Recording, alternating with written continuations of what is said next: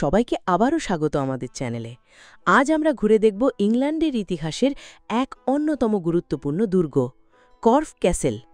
ইংল্যান্ডের ডস্টেড কাউন্টির সবুজ উপত্যকার মাঝে একটি খাড়া চুনাপাথরের পাহাড়ের চূড়ায় দাঁড়িয়ে আছে কর্ফ ক্যাসেলের মহিমান্বিত অথচ করুণ ধ্বংসাবশেষ।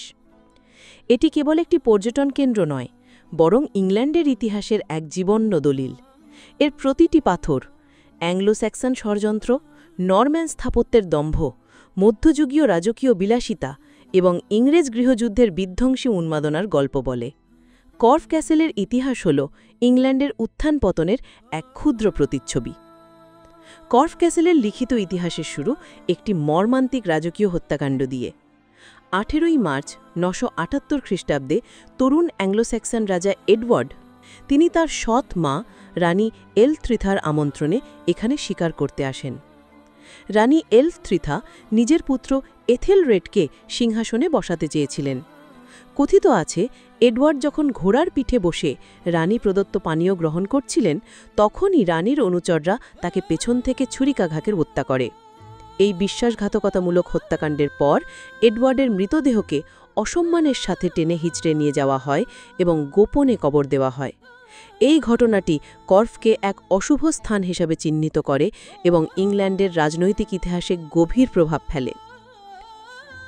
1066 সালে নরম্যান বিজয়ের পর উইলিয়াম দি কনকারার ইংল্যান্ড জুড়ে তার ক্ষমতা সুসংহত করার জন্য কৌশলগত স্থানগুলিতে দুর্গ নির্মাণ শুরু করেন। কর্ফ এর ব্যতিক্রম ছিল না। পারবেক উপদ্বীপের প্রবেশপথে অবস্থিত এই পাহাড়টি ছিল এক দুর্ভেদ্য প্রাকৃতিক দুর্গ। 11 শতাব্দীর শেষ দিকে উইলিয়াম এখানে একটি কাঠের দুর্গ নির্মাণ করেন, যা পরে পাথরের দুর্গে রূপান্তরিত হয়।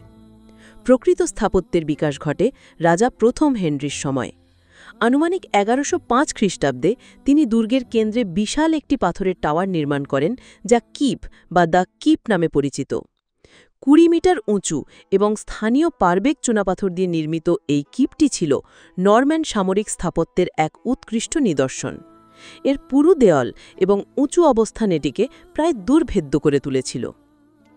রাজা জনের জলায় 1199 থেকে 1216 খ্রিস্টাব্দ শাসনকালে কর্ফ ক্যাসেল তার স্বর্ণযুগে পৌঁছায়। এটি ছিল তার সবচেয়ে প্রিয় এবং গুরুত্বপূর্ণ দুর্গগুলোর মধ্যে একটি।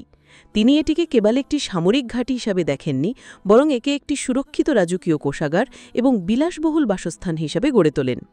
তিনি দুর্গের অভ্যন্তরে গ্লোরিয়েট নামে পরিচিত সুন্দর কারুকার্যময় অ্যাপার্টমেন্ট তৈরি করান, যা তৎকালীন রাজকীয় স্বাচ্ছন্দ্যের প্রতীক ছিল।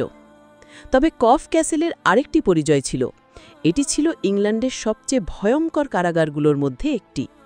রাজা জন তার রাজনৈতিক শত্রুদের এখানে বন্দী করে রাখতেন। তার ভাগ্নি, সিংহাসনের আরেক দাবিদার এলেনার অফ ব্রিটেনিকে এখানে দীর্ঘকাল বন্দী করা হয়েছিল। এমনকি স্কটল্যান্ডের রাজা উইলিয়ামের 2 কন্যাকেও এখানে জিম্মি হিসাবে আটকে রাখা হয়। পরবর্তীকালে রাজা দ্বিতীয় এডওয়ার্ডকেও 1326 সালে ক্ষমতাচ্যুত করার পর কিছুদিনের জন্য এখানে বন্দী করা হয়েছিল, যদিও পরে তাকে বার্কলে ক্যাসেলে নিয়ে গিয়ে হত্যা করা হয়। কর্ফ ক্যাসেলের ইতিহাসের সবচেয়ে গৌরবময় এবং একই সাথে করুণ অধ্যায়টি হল সপ্তদশ শতাব্দীর ইংরেজ গৃহযুদ্ধ, 1642 থেকে 1651 সাল পর্যন্ত। দুর্গটি তখন রাজা প্রথম চার্লসের প্রধান বিচারপতি স্যার জন ব্যাংকসের মালিকানাধীন ছিল। ব্যাংকস পরিবার ছিল কট্টর রাজতন্ত্রী। 1643 সালে স্যার জন যখন রাজার পক্ষে লন্ডনে ছিলেন, তখন প্রায় 500 থেকে 600 সৈন্যের একটি সংসদীয় বাহিনী বা পার্লামেন্টারিয়ানরা দুর্গটি অবরোধ করেন। দুর্গের ভেতরে ছিলেন তার স্ত্রী লেডি মেরি ব্যাংকস এবং মাত্র 5 জন পুরুষ এবং তার নারী কর্মচারীরা। কিন্তু লেডি ব্যাংকস আত্মসমর্পণ করতে অস্বীকার করেন। স্থানীয় রাজতন্ত্রীদের সহায়তায় তিনি প্রায় 80 জনের একটি ছোট বাহিনী গঠন করেন এবং অকল্পনীয় সাহসিকতার সাথে দুর্গ রক্ষা করেন। প্রায় 6 সপ্তাহ ধরে অবরোধ চলার পর লেডি ব্যাংকসের সেনারা গরম পাথর এবং জ্বলন্ত অঙ্গার নিক্ষেপ করে সংসদীয় বাহিনীকে পিছু হটতে বাধ্য করে। এই বিজয় লেডি ব্যাংকসকে ব্রেভ ডেম মেরি হিসাবে অমর করে রাখে। কিন্তু এই শান্তি দীর্ঘস্থায়ী হয়নি। 1645 সালের শীতে সংসদীয় বাহিনীর কমান্ডার কর্নেল বিংহাম দুর্গটি পুনরায় অবরোধ করেন। এবার তাদের রণকৌশল ছিল ভিন্ন। দুর্গের এক কর্মচারী কর্নেল পিটকক, যিনি নিজে রাজতন্ত্রী হওয়ার ভান করতেন, বিশ্বাসঘাতকতা করেন। তিনি সংসদীয় বাহিনীকে বোঝান যে তিনি দুর্গের ভিতরে রাজতন্ত্রী সৈন্য নিয়ে আসছেন, কিন্তু তার সৈন্যর আড়ালে লুকিয়েছিল সংসদীয় বাহিনীর সৈন্য। রাতের অন্ধকারে তারা দুর্গে প্রবেশ করে এবং ভেতর থেকে দরজা খুলে দেয়। দুর্গ দখলের পর পার্লামেন্ট বুঝতে পারে যে এত শক্তিশালী একটি দুর্গ যদি আবার রাজতন্ত্রীদের হাতে পড়ে তাহলে বিপজ্জনক হবে।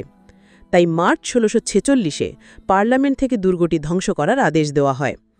এই কাজটির জন্য দক্ষ ইঞ্জিনিয়ার বা স্যাপার্স আনা হয়। তারা দুর্গের মূল টাওয়ার এবং দেয়ালের নিচে সুড়ঙ্গ খুঁড়ে তাতে প্রচুর পরিমাণে বারুদ ভরে বিস্ফোরণ ঘটায়। এই পরিকল্পিত ধ্বংসযজ্ঞ, যাকে স্লাইটিং নামে পরিচিত, দুর্গটিকে আজকের এই নাটকীয় এবং ভাঙাচোরা রূপ দিয়েছে। ধ্বংস হয়ে যাওয়ার পর কয়েক শতাব্দী ধরে কর্ফ ক্যাসেল একটি পরিত্যক্ত স্থান ছিল, কিন্তু অষ্টাদশ এবং ঊনবিংশ শতাব্দীতে রোম্যান্টিক আন্দোলনের সময় JMW টার্নারের মতো শিল্পীদের চোখে এর ধ্বংসাবশেষ এক অপরূপ সৌন্দর্যের প্রতীক হয়ে ওঠে। ব্যাংকস পরিবার বংশ পরম্পরায় এর মালিক ছিল এবং অবশেষে ১৯৮২ সালে তারা এই ঐতিহাসিক দুর্গ এবং তাদের এস্টেট ন্যাশনাল ট্রাস্টকে দান করে দেয়। আজ কর্ফ ক্যাসেল শুধু একটি ধ্বংসাবশেষ নয়, এটি ইংল্যান্ডের ইতিহাসের এক বহুস্তরীয় আখ্যান। এটি আমাদের রাজকীয় ষড়যন্ত্রের শীতলতা, স্থাপত্যের মহিমা, লেডি ব্যাংকসের মতো এক নারীর ঈর্ষাস্য কাহাজ এবং যুদ্ধের নির্মমতার কথা মনে করিয়ে দেয়। এর ভাঙা দেয়ালের ফাঁক দিয়ে বয়ে যাওয়া বাতাস যেন আজও সেই সব গৌরব ও বেদনার গল্প ফিসফিস করে বলে যায়। আশা করি আজকের আর্কিনেস্টের প্রেজেন্টেশনে ভিডিওটি তোমরা উপভোগ করেছ। চ্যানেলটি সাবস্ক্রাইব করো, লাইক দাও এবং কমেন্ট করো। পরবর্তী ভিডিওতে দেখা হবে। বিদায়।